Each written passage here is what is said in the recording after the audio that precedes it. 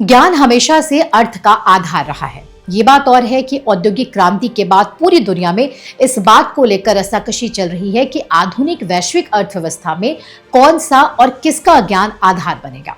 ऐसे में आज हम इस विषय पर बात करेंगे कि कैसे पारंपरिक भारतीय ज्ञान वर्तमान वैश्विक अर्थव्यवस्था में न केवल भारत को एक खास स्थान दिला सकता है, बल्कि परंपरागत भारतीय ज्ञान के लिए एक बड़ा बाजार खोल सकता है। हम आपको बता दें कि इस टॉपिक से संबंधित कुछ फैक्ट्स हमने गार्गी उवाच जी के एक्स अकाउंट पर एक थ्रेड से लिए हैं। गार्गी जी एक्स पर गार्गी #decolonization नाम से हैं।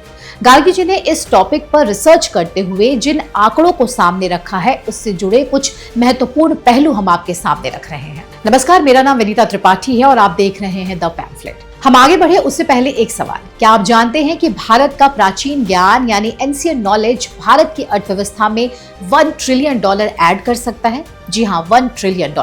गार्गी जी ने इससे रिलेटेड एक पूरी थ्रेड अपने एक्स हैंडल से पोस्ट की है। दरअसल इंडियन इकोनॉमी दुनिया में तेजी से एक बड़ी ताकत बनने की ओर बढ़ रही है और 2050 तक इसका आकार अमेरिका जैसे सुपर पावर के बराबर होने की उम्मीद जताई जा रही है। और इस प्रोसेस में एक बड़ा रोल हमारे देश का प्राचीन ज्ञान भी निभा सकता है। जी हाँ, हमारे देश का खान पान, पुरानी कलाएं, योग, आयुर्वेद, पुरानी चिकित्सा पद्धति जैसी सॉफ्ट पावर हैं, जिसके जरिए इन्हें एक बड़ा माध्यम माना जा रहा है देश की इकोनॉमिक ग्रोथ में।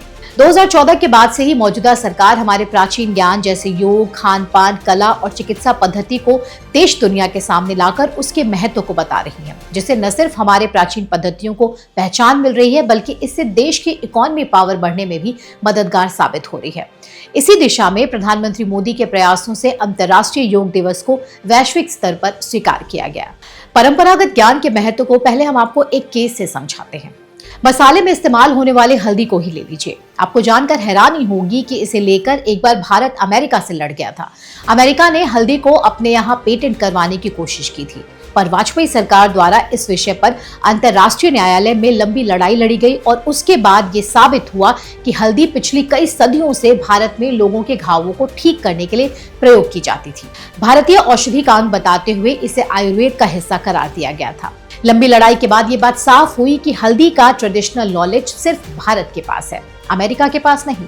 हल्दी का पेटेंट भारत को मिलने के पीछे ये ट्रेडिशनल नॉलेज ही तो है जो सदियों पुराना है। इसी आर्गुमेंट के आधार पर उस समय भारत की जीत हुई थी, जिसके बाद भारत भी ये समझ गया था कि ट्रेडिशनल नॉलेज का महत्व क्या है, इसे प्रिजर्व करना कितना जरूरी है। इस केस ने यह भी बता दिया कि पारंपरिक ज्ञान को सहेज कर रखने की अहमियत क्या होती है। साथ ही इसने अमेरिका जैसे देश को यह संदेश दिया कि भारत अपने ट्रेडिशनल नॉलेज में उनसे कहीं आगे है। वैसे ये बात किसी से छिपी नहीं है कि भारतीय मसालों की क्या खूबी है और वो दुनिया भर में कितने लोकप्रिय है। गार्गी जी ने अपने थ्रेड में यह भी बताया है कि पर्यटन क्षेत्र में वर्तमान में $23 अरब का बाजार है, जिसके 2034 तक $182.3 अरब होने का अनुमान है। इस क्षेत्र में 23% CAGR की दर से वृद्धि हो रही है, जो अधिकांश प्रौद्योगिकी क्षेत्रों की तुलना में तेज है। सिर्फ खान पान के मामले में ही नहीं, बल्कि जिस प्लास्टिक सर्जरी के लिए लोग विदेश तक जाकर पैसे खर्च कर इतना महंगा ट्रीटमेंट करवाते हैं, क्या आप जानते हैं इसकी शुरुआत भी भारत से हुई थी? जी हाँ, पहली बार इसे अंजाम दिया था महर्षि सुश्रुत ने, जिन्हें आधार बनाकर पूरे विश्व ने इस सर्जरी को सीखा। आज से लगभग 3000 वर्ष पहले दुनिया की पहली प्लास्टिक सर्जरी भारत के काशी में की गई थी, जिसे हम आज वाराणसी के नाम से भी जानते हैं। फादर ऑफ सर्जरी सुश्रुत द्वारा लिखी गई सुश्रुत संहिता आज भी विदेशी वैज्ञानिकों के लिए रिसर्च का महत्वपूर्ण विषय बनी हुई है। रिपोर्ट के मुताबिक ये किताब 8वीं सदी में अरबी भाषा में अनुवाद होने के बाद पश्चिमी देशों तक पहुंचा था। सुश्रुत संहिता, जो भारतीय चिकित्सा में सर्जरी की प्राचीन परंपरा का वर्णन करता है, आज इसी प्राचीन परंपरा और ज्ञान का इस्तेमाल दुनिया भर में किया जा रहा है। वहीं जब से अंतर्राष्ट्रीय योग दिवस ने दुनिया को शरीर और दिमाग को स्वस्थ रखने का फॉर्मूला दिया है, तब से इस प्राचीन विज्ञान के बारे में जानने के लिए लोगों की जागरूकता और बढ़ी है, जिससे योग से जुड़ा कारोबार भी काफी बढ़ रहा है। इससे इकोनॉमी की रफ्तार भी बढ़ी है। योग के कारोबार में हो रही बढ़ोतरी को लेकर EMR की एक रिपोर्ट भी आई है, जिसमें यह कहा गया कि 2024 से 2032 के बीच योग से जुड़ा ग्लोबल मार्केट 9% सालाना की दर से ग्रोथ कर सकता है। योग के कारोबार में एक दिलचस्प बात यह भी है कि इससे सर्कुलर इकोनॉमी को बढ़ावा मिल रहा है, क्योंकि मार्केट में योग के लिए इस्तेमाल होने वाले मैट, कुशन्स, ब्लॉक, कपड़े और दूसरे सामान की डिमांड तो बढ़ी है, लेकिन कई कंपनियां इसे रिसाइकल्ड मटेरियल से बना रही हैं। गार्गी जी ने जो आंकड़ा यहाँ रखा है, उसके मुताबिक योग क्षेत्र में 2034 तक $93.79 अरब की बढ़ोतरी का अनुमान है, जो इसकी विशाल क्षमता को दिखाता है।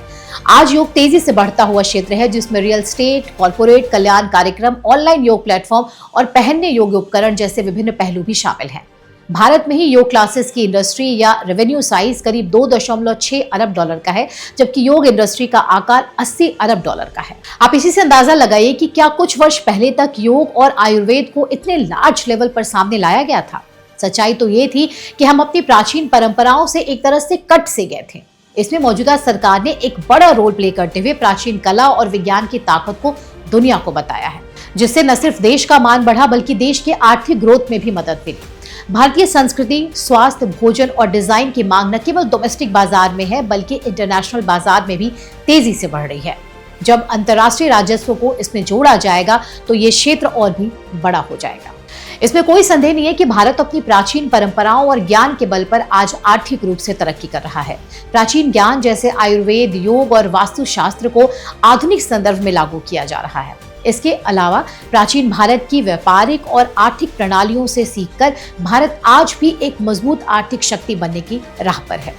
ये रिपोर्ट केवल आंकड़े नहीं है, ये एक नए भारत के लिए एक ब्लूप्रिंट है, एक ऐसा भारत जो अपनी अर्थव्यवस्था को अपनी प्राचीन परंपराओं के बल पर आर्थिक रूप से मजबूत कर रहा है। इसके लिए ये जरूरी है कि हम अपनी आने वाली पीढ़ी को अपनी परंपराओं और विज्ञान की शिक्षा दें। जाहिर है, भारत की प्राचीन परंपराएं और ज्ञान, आयुर्वेद, योग और वास्तुशास्त्र न केवल भारत की सांस्कृतिक विरासत का हिस्सा है बल्कि आधुनिक भारत के आर्थिक विकास में भी बड़ा माइलस्टोन साबित होगी, जो हमें हमारे प्राचीन ज्ञान पर गर्व की अनुभूति कराएगा। फिलहाल इस वीडियो में बस इतना ही, लेकिन आपको हमारे कंटेंट कैसे लगते हैं कमेंट सेक्शन में जरूर बताएं। इसके अलावा अगर आपने अब तक हमारा यूट्यूब चैनल सब्सक्राइब नहीं किया है तो जरूर करें। जय हिंद।